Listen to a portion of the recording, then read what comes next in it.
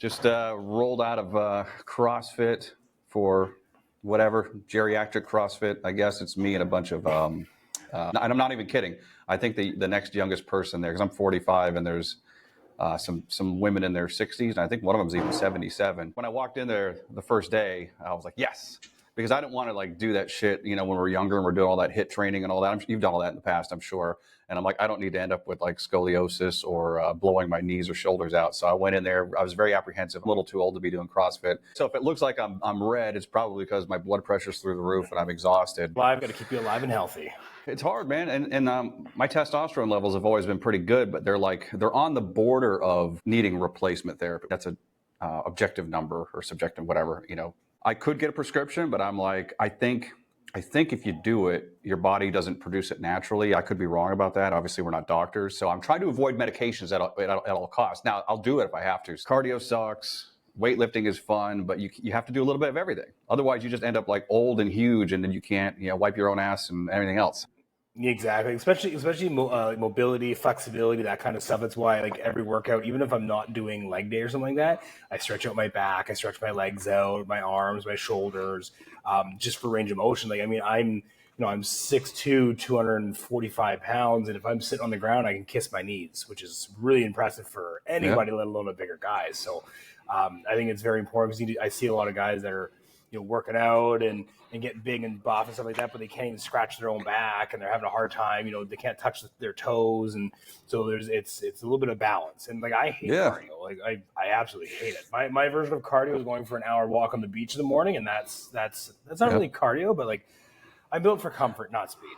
It's not running or anything like that, but walking on the sand for a long distance, you could get a pretty decent zone 2 heart rate up for that shit. Yeah, I mean, it's good for the calves, good for the legs, and it's overall good. But I guess we'll kind of dive into what we're going to be talking about today. So again, welcome back to today's episode. We like to ramble on the first little bit about just what's going on in our lives. It's been getting us in trouble. We've been advised by experts to stop bullshitting at the beginning of the episode, and I don't disagree, but it's always good to get a little bit of see what's going on, catching up. So if everybody hates it. This is our version of catching up, right? So I like it. But today we're actually be having a lady on called Bridget Hom. We're going to be doing an interview with her, talking about her rise to success and what she's done. She's actually a motivational speaker. She's an author. She's been, leading in the industry with interviews and podcasting.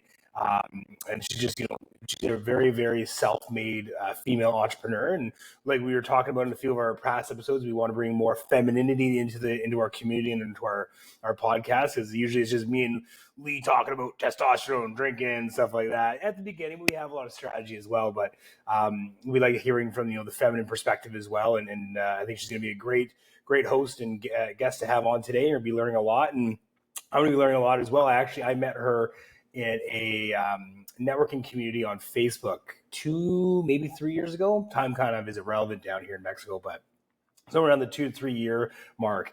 And we've stayed connected, and then I added her on LinkedIn and whatnot. And then I did a post about, doing some interviews on on people. And speaking of her, here she is. We have Bridget Hom. Hey, Bridget, how are you?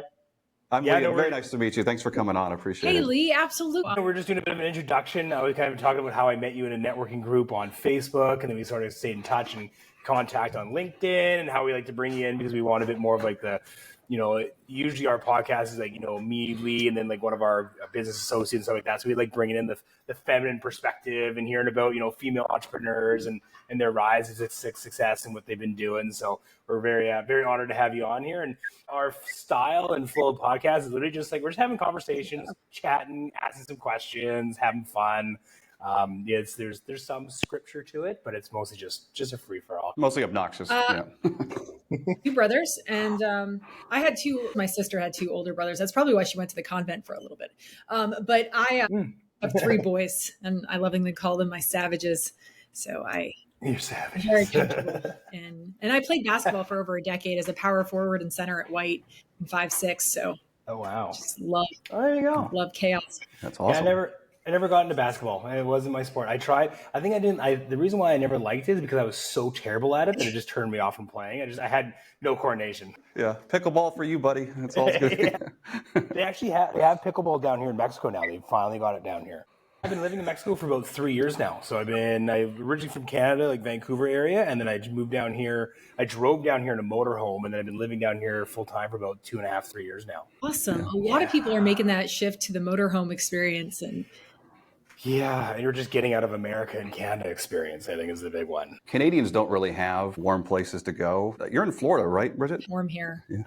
Somebody's got. Yeah, I lived in Fort Lauderdale for 15 years, so I was right down the road from you, so I'm familiar. I spent a lot of time in the Palm Beaches and Boca and all those areas too. So I was a private investigator down there, so I was all over the place following rich people and seeing a bunch of crazy shit. But yeah, the Canadians don't have like tropical. Like we can go to Key West, go to Florida, and it's like his choices are like more pine trees, and, so he kind of has to go to Mexico. Yeah, especially in the winter, we have snow, less snow, or rain. That's about it. With some clients in Canada, and so I get to hear about it. And I'm like, send me more pictures of this wildlife that you're experiencing. I'm like, we just have alligators. I don't think they're that exciting anymore. They're cool. They eat your cats and dogs. Sometimes people. There was a story in Port St. Lucie where literally an older woman was walking her little dog. Giant alligator came up and ate the dog, but dragged her in as well. And one of her neighbors, this is a little weird, but one of her neighbors saw her head bob up and down and then go under. And I go, were you just watching this whole experience happen? You didn't call it? She's gone. Yep. Well, they didn't like that neighbor anyway. I mean, I don't know what was going on in their headspace at the time, but yeah, that happens here. Port St. Lucie's an interesting place anyway. Yeah. I don't spend a lot of time there. I'm in Jupiter. So I love, it's like Palm Beach County, Jupiter, Juquesta. Oh, God. What?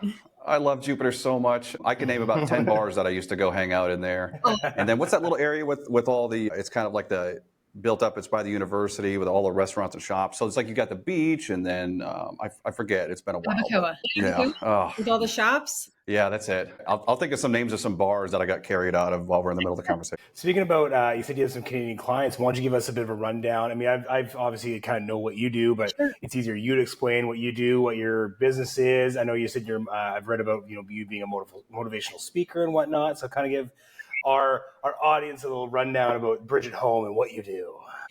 You want the backstory too? Sure, let's hear it. Yeah, let's get it all. I mean, being raised by a bunch of men and having three little, what do you call them, savages yourself? Let's hear the backstory of this progress. Man, it was a wild and crazy ride. Well, it started during the reinvention evolution of 2020, where I was moving out of my big, beautiful home in West Palm. I was on my way to getting Zoom divorced. And then virtual school happened for my 3 boys.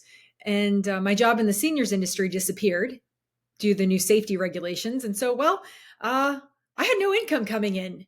And we're locked down. My kids are doing weird things like putting 10 pairs of socks on and running around the house. I mean, it was just, I was learning new cooking recipes. Anyway, that's a side note. But Bridge to Freedom coaching was just a side hustle at the time. I had a total of 3 clients, one being one of my son's principals. Another person was actually my neighbor. And then another person was, I met them in the seniors industry. And so what happened next was I got a random Zoom business networking link. And I didn't even know what a Zoom was. But I figured it out, showed up on a Thursday morning, and this gentleman, Brian, goes, Bridget Hom, give your 30 seconds. And I was thinking, dang it, he mispronounced my last name. What am I supposed to say? And honestly, what came out next was Bridget Hom here at Bridge to Freedom Coaching. Are you ready to level up? And I had 6 clients in 6 weeks. And my 90-day Find Your Freedom program was born. Self-paced programs, group coaching, group sales trainings, motivational speaking engagements, my best-selling book, Stuck on Ready. And I was able to scale to a 6-figure plus income during the hours of 8 a.m. to 3 p.m., coaching entrepreneurs to be better and do better.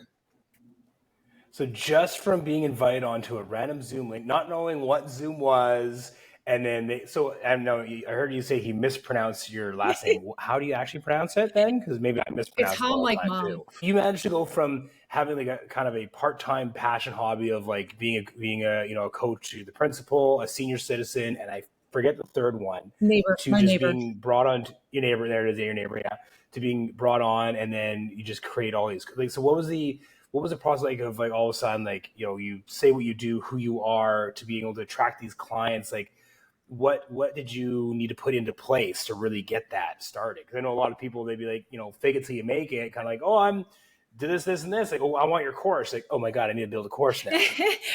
Well, you always want to be ready before you feel ready. And I always say, like there's so many entrepreneurs out there who say, I need the website, I need the business cards, I need everything set up before I can go out there and serve others with solutions, which is my definition of sales. I said, no, just start having conversations, help people to become problem aware and solution seeking. And if you can help them solve their problem faster, then tell them. And then tell them what it looks like to work with you and what it looks like to solve their problems faster. And that's exactly what I did. I had conversations and that created clients because I could help them solve their problems. And that was exactly the process to working with more clients. Wow. Actually, hundreds at this point. It's pretty exciting. You make it sound so simple and easy. Hey, Ailey, just solve problems. But here's the thing. It is simple. It really, most people complicate it. When we start our business, we complicate things. We make it, and we hire the wrong men about everything. And then we listen to procrastination and sabotage and all these other things in our headspace. And we're typically in a relationship with our thoughts about people versus people themselves. I don't know if you've ever noticed that. It's like you're having 100% having a conversation with, someone in a previous client or whatever, and you're talking to a brand new person who doesn't know any of your experience and you're not present. So that's what I started to realize, that entrepreneurs who were startup, struggling, or scaling needed these specific components for business growth. And hiring and firing the right mental team is one of my strategies that is in my program, because you can't just have strategy for business growth. You need to have mindset as the foundation. Yeah, I mean, this is kind of an off segment thing, but I remember this kind of relates even with money too. So like not even just to attain wealth is, you can, like I said, how do I explain this? There's been stories that I've seen back home in BC, in British Columbia, in Canada, where like people won the lottery, they had millions of dollars, and within 2 years they've spent and blew it all, and they're back living the way that they live. Mm-hmm. So it's not just about learning how to make the money; it's having the mindset of how to manage it, how to keep it and make more, and that kind of stuff. So same thing with entrepreneurship; it's not just like the skills. It's also the mindset of like learning, because there's been times, even I'm sure in Lee's life, our life, even yours, mine, we've had the self-doubt and the negativity, but if we don't have the tools to like be able to work through that, you're just going to lose everything and fall and crumble. 100%. Right? Absolutely. Yeah. I mean, I'm doubting myself right now. I have no business doing this. When did you decide to write the book? How did the timeline play out? Because it sounds like everything happened pretty fast for you. You had the initial meeting, whatever, you kind of got your name out there in front of some people. And then at what point were you like, oh, I got to put some material together? And was there a course born first, or was the book born? Like, how did all these things come about? Coach told me to do. I did the course first, and then the book followed. You have to remember, since it was during this tumultuous time in life, I had my 3 boys. I was juggling everything. I actually met my current husband in Zoom Business Networking, by the way, in that specific call that I got started with. So book wasn't even on my radar till 2 years in. And, like any good entrepreneur, I needed a fire lit under my butt to do it. So what I did was, a company had asked me to do some motivational speaking for them in the fall, and this was in the spring. And I can do these 2 talks for you on the secrets to time management. And then I think the other one was on the law of deservability or something like that, or sales. And I said, and I'm going to give everyone a copy of my book. And I could absolutely do this for you. Here, I'll send over my speaker agreement and everything else. Oh no. The books got delivered the night before the conference because I wrote the book in 4 weeks, because the book was a compilation of all of the people I'd worked with. And at this point in time, I had worked with over 200 business owners. And so I really had so many suggestions and strategies that people could start using and implementing for sales, for branding, marketing, mindset, emotional intelligence, communication strategies. So I just put it all in that book, and it was easy. And then I hired a very expensive editor on purpose, because I said, listen, I need this edited in 10 days, please, because I've already sold it. And I have like hundreds of people expecting a book in print. So that's how the book came to life. It was just something I needed to inspire more people. And that was the fastest way to get these strategies that are proven to help entrepreneurs to scale, hire the right mental team. I could get that into their hands faster. Yeah, for sure. So you worked very well under pressure. Yeah. Apparently.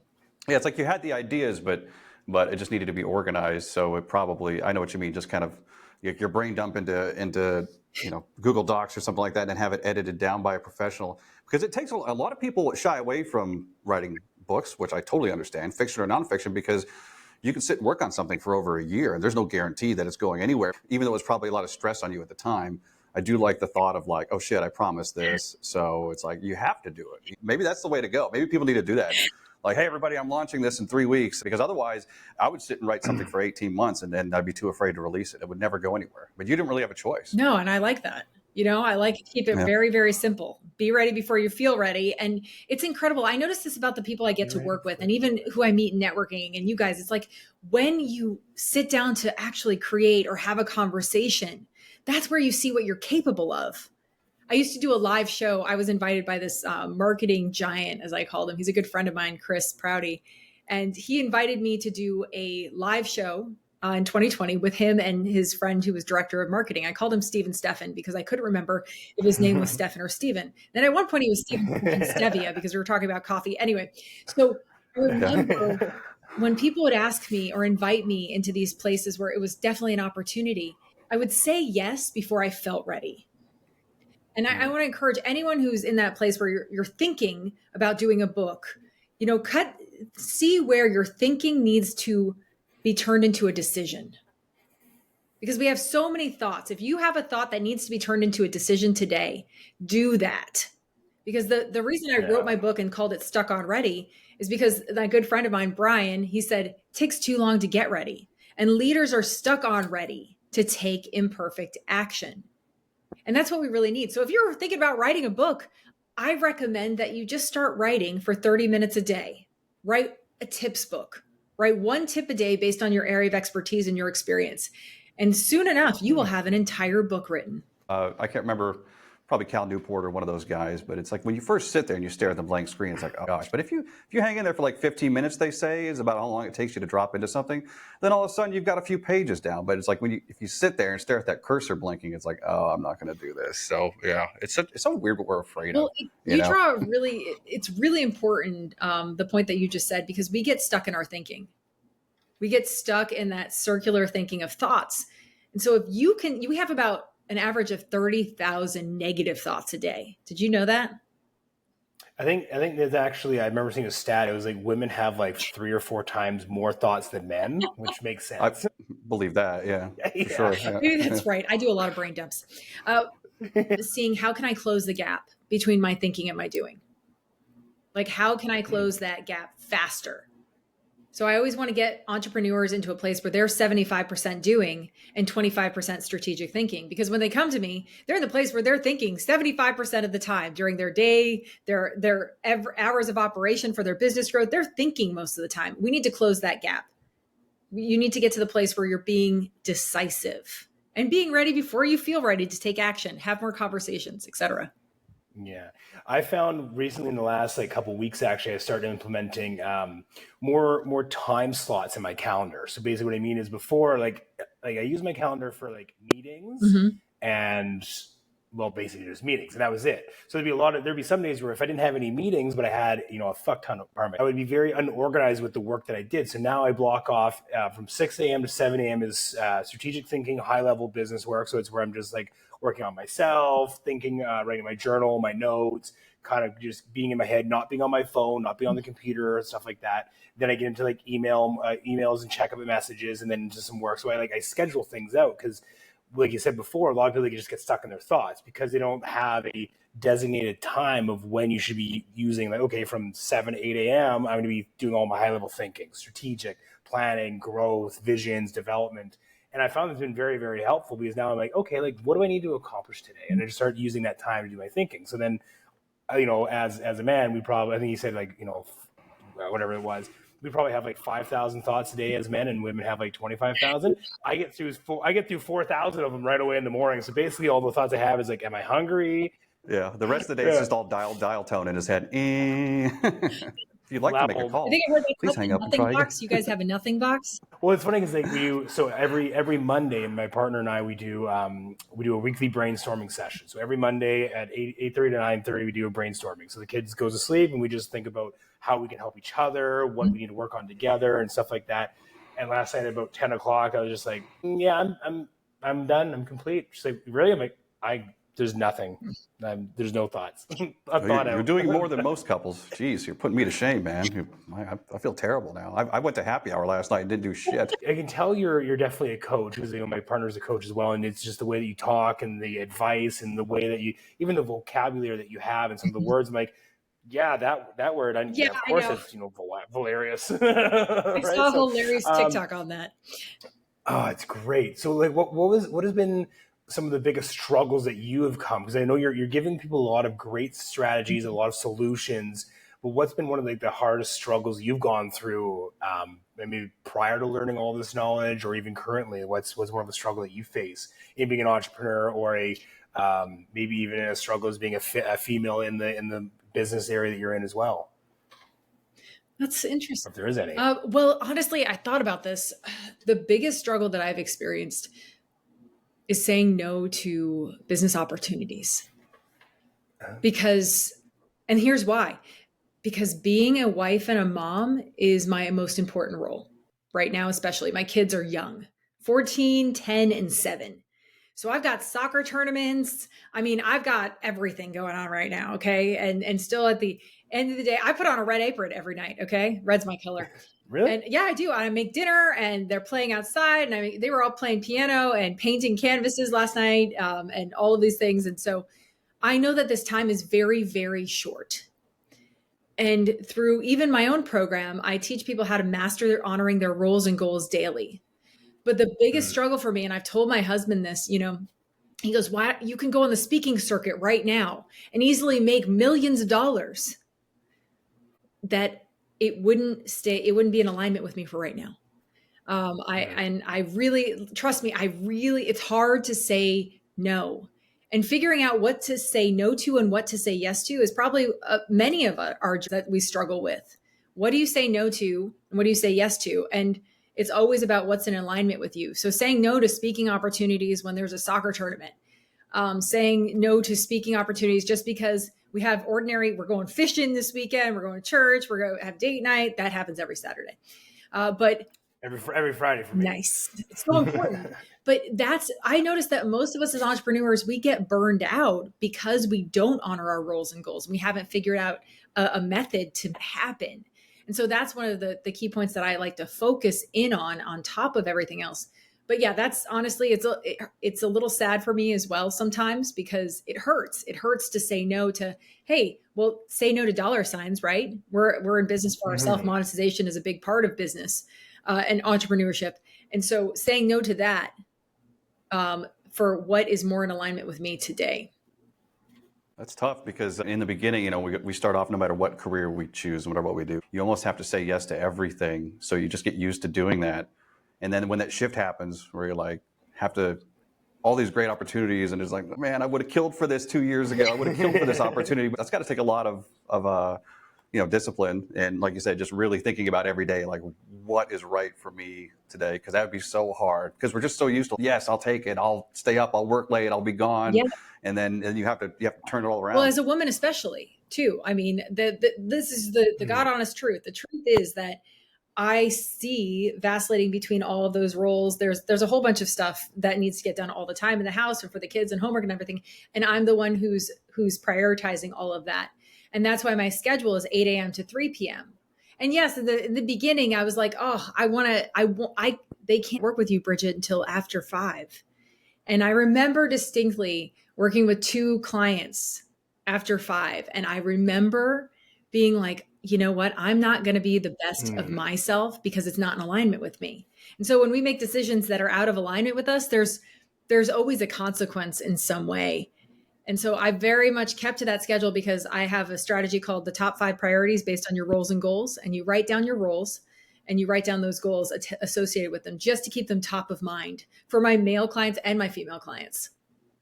Yeah, I like that. And I find I'm going to give you a little hats off to you. It's very, very, from my experience and from people that I work with as well, it's very rare to find people that are so family and goal oriented in that aspect, because a lot of the times, like, people have this vindictive mentality towards money. So when they see the dollar signs, they usually, for the most part, from what I've experienced, a lot of people put aside their family to achieve their business goals or build their empire and who they are.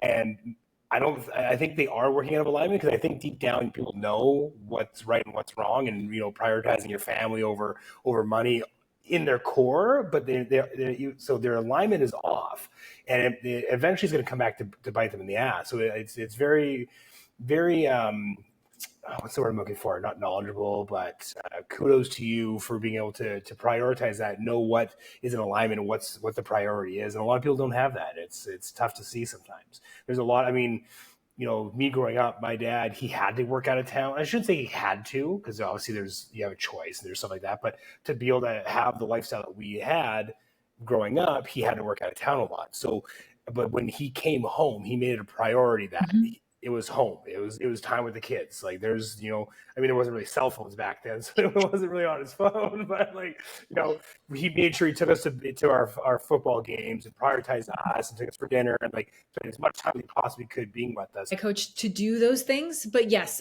generally, if they can work extra hours, they will, especially the men that I coach. They are, but they because of the Stuck on Ready mindset programming I created, they're still able to honor their roles and goals like your dad did. It's like, I'm going to become extremely intentional. That's the focal point. Let me just be present in where I'm at and figure out what boundaries are going to be in alignment with me. Especially when kids are still at home, because you're not going to get that time back. When they become adults and you see them a few times a year, whatever it is, that's one thing. There's plenty of time in the future to go on the talking circuit and travel the world and everything else. But those ages when they're little, for them and for you, like nobody's ever going to look back and be like, yeah, I really wish I was gone more. It's always the other way around. So I actually looked up the top 7 regrets of people of the dying. And I'm like, that sounds kind of morbid. But it's really important to be in alignment and to see what is most important, because the dollar sign is extremely attractive. And it's very important to know that there's always more. And it's also important to know that you can have a 6-figure plus income, especially with this virtual economy that really fully emerged during 2020.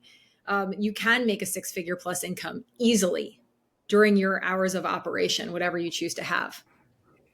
Yeah, and I think a lot of people, they're still leery of the whole online thing. I mean, I know back, in 2016, it was, people were scared of scams, of affiliate marketing and stuff like that. But there's so many different things you can do remotely when it comes to making an income. And I think some people, even for myself, up until about 5 years ago, I was, very, very location oriented. I have to be here to work. I have to be in this location to make money. And there are some professions that people are in where, if you, I used to work in the oil field.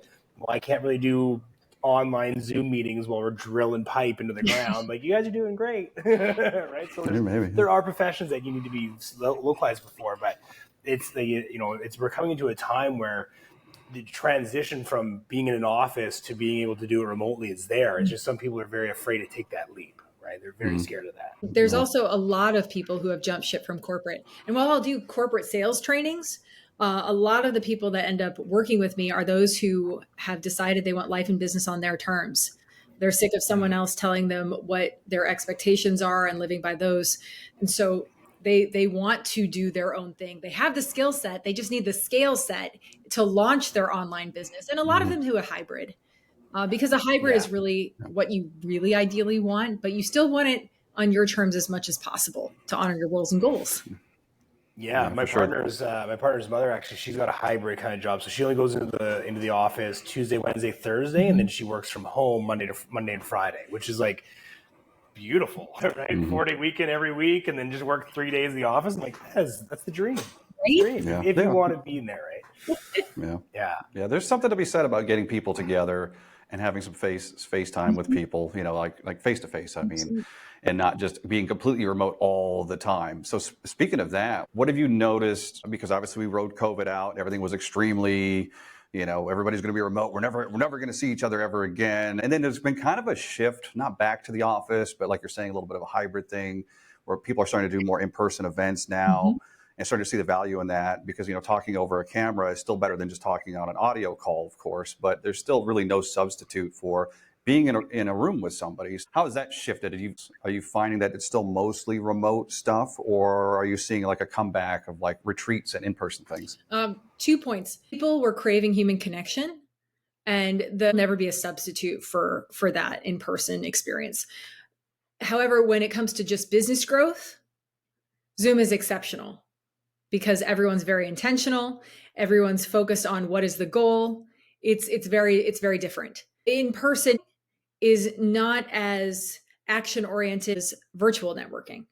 Virtual networking, you're only there for that. You have each other's talking heads, you have the chat, you have people just talking about their business. There's no alcoholic beverages. I mean, unless people are drinking and you don't, I mean, they could be, but you see it, right?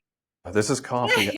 It's that's being communicated in the virtual space, and it's much more action oriented, much more business savvy and focused than in person. In person, it's about enjoying the experience together. And I find that still virtual networking will top in-person networking any day.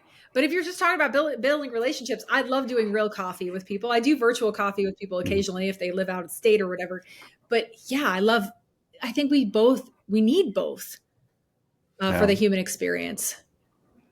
We work with a few clients that do similar work to what you do, and I'm really thinking, because there was this thing for a while, we're like, wow, nobody would pay to get everybody to, like, let's name a cliche American town, Nashville or something. I don't know, maybe they would, because maybe if we threw a high ticket on it and got people to fly in, because again, we all thought that was dead. I think people would actually do it. They would show up for the opportunity. It is kind of silly if you think about it, because how many years of evolution has made us who we are now. But I mean, you speaking on stage in front of all of us versus us just doing this, there's really no difference. I love speaking on stage. I feel like I'm creating an experience with each person that's there. I also do ministry. I have a ministry background, ministry and journalism. I was actually working my master's in Catholic theology at Notre Dame once upon a time. And then I was a legal news reporter as well. So very how's that? Different. What? Yeah. Said how was that? Denominator is curiosity about people. Yeah. People and communicating effectively. So those are the common denominators of everything that I've ever done. Yeah, one of my least favorite things is speaking on a stage. Like, I'm really good in like small groups and like, 100 people, something like that, but like being on a stage with a spotlight, I mean, I've never done it before, so maybe it's just like a fear of like it's unknown to me. But like Lee was saying as well, like the difference between, there's not really that much difference between speaking on a Zoom and speaking on a stage as far as like the amount of people you can attract. Because like when it comes to Zoom or like a live webinar or a podcast, the potential of your audience is millions. In a theater or on stage, it's limited to the amount of seats you have. But there is a very, very vast difference of the connection, I find, because like for me, like I've been on a part of like I think I forget which the name of the company was where I met you on the networking event was, but there would be times where I catch myself kind of just like really paying attention, because it's just like there's distractions in your house. But when you're paying money to fly and go to an event and you're sitting in a seat in the crowd, you feel the energy and the vibes, and you're hearing like the speakers and the music, and people coming out to the Rocky Balboa song. You're like, it's just going live, 100%. Right? Like it's a different feeling. Yep, it's so true. It's a much different feeling. Oh, look at my long hair is just doing wild stuff now. Growing out, and it's almost in my eyes. Yeah, you look like you need a haircut. My boys do too. I'm going to make that happen tomorrow. I'm trying to grow it out. So. One thing? No, never had a ponytail. Never. No. It is getting. Well, I used to have like a mohawk, and it was like skin shaved on the side. So it's I got a couple trims in the last 3 months, but I haven't had an actual haircut since May. Yeah, you and I are in the same boat there. Yeah, I like it. Yours looks a lot nicer than mine. It's brushed and just longer, and it's not that awkward little like lesbian stage. Listen, I tried. This is a public service, okay? I appreciate it. Well, I mean, as far as the list of questions that I had for you, we've covered almost all of them so far. I mean, you gave us kind of like what the biggest tip or advice would be. I think you said just getting started. Like, what was the best tip you could possibly give for people right now when it comes to starting? I would say develop. You know how everyone talks about a vision. Have a vision. Have a vision. You want to have a scalable vision, and scalable being the key word. One of my exercises is a future successful self exercise. Yes, and you have to take imperfect action. And I always say, I love the book by Dan Sullivan, Who Not How. Have you heard of it? I don't think so, no. All right. So it's always talking about your next opportunity comes from the who, not the how. The who, not the Conversation how. will lead you to your next dollar sign, to your next big opportunity, to your next strategy to scale in your company. Most of us don't ask enough questions. Most of us are constantly giving statements everywhere. Whenever I'm in networking, I'm always asking questions because first, number one, in order to help anyone to become problem aware and solution seeking, you have to ask a question. Marketing is SEO for your client's mind. So you have to know what's going on in their headspace. And the same for speaking, by the way. The reason I'm so comfortable on a stage, and I always encourage any of my speaker clients to do this, you have to be thinking, having a conversation with the audience's thoughts. That's just too much thinking in my head right there. So I can just imagine myself now being on stage, like, okay, what are they thinking? What do I need to think that they think? But it's true, though. It's true. I get that. It makes sense. Right? You might be thinking, you say that. You would also say that, Sean. You'd just be like, you might be thinking. And then some of them are like, well, I wasn't, but now I am. Yeah. The other person's like, oh my God, they talked right to me. I like how you said marketing is SEO for your business. Is that what you said? Marketing is SEO for your client's mind. For your clients' minds. I like that. That's it. Yeah. I'm gonna steal that as our new catchphrase for the show. Actually, in my book, a lot of everything, all these marketable, like brandable language, directions, decisions, destinations, all of these fun coachy things, they're all in my book already. And you can actually get it for free at stuckonready.com, plus shipping, obviously. I was just going to ask, where can people get your book from? .com. You can absolutely get your own copy. Stuckonready or audio is also where you could just get the audiobook. However, stuckonready.com will invite you to get the audiobook as well. Awesome. I appreciate it. Well, Justin, do you have anything else you would like to add or any additional questions for Bridget? Here we go. Now I got to cut this out. Damn it. So my real first name is Justin. Everybody knows me by that, but I thought I'd be cute a couple of years ago and go by my middle name for business. So every once in a while it slips out, or like somebody will be like, I got an email from Justin I'm like, yeah, that was me again. So if you just when I first met Lee, down in Mexico, he said his name was Justin. So I just always keep saying, so even if it says Lee on the screen, I just go Justin. Always. Yeah. I'm going to have to change it to Gary. I'm going to have to just change it. Or Stefan, or whatever that guy is. Go into a meeting and just call Sean. You should just call Lee multiple different names every time you say a new thing to him. Just be like, hey, Justin. So Chad. Yeah, Chad. Yeah. And people will be like, what's happening right now? That has happened. We'll get Bryce on this right away. I know, Bridget, it's been a pleasure to have you on here. I really appreciate that. I'm very happy to let people know where to get your book. Just seeing what you've been able to accomplish, while raising 3 kids, being a wife, going through a giant, career shift with your, job ending during 2020 and just switching online, and how you're able to monetize that and scale it from being like, I don't have a book, I don't have any courses, I got a book, I got a course, and scaling that into a 6-figure business is very, very inspiring for a lot of people, and even for myself, being able to do that in such a short period of time. So it's been an absolute pleasure having you on here, and we'll definitely put your links in the description as well for people to be able to click and go to your book. And Lee, anything else? No, but I'll make sure Justin puts the links in the show notes. And again, I appreciate you. Thanks for coming on. And actually, it inspires me that you're able to do all that stuff in such short order, because a lot of us, we look ahead of the things that we want to accomplish. Mm-hmm. And I'm like, oh my God, this is going to take a year. It's going to take 2 years. And it's like, no, if you just do it, what if it's only 60 days? And, not 6 years. So it's always good to hear stories like that. I really appreciate it. And hopefully we get to talk again. So to be continued. I look forward to our next conversation. You guys are awesome.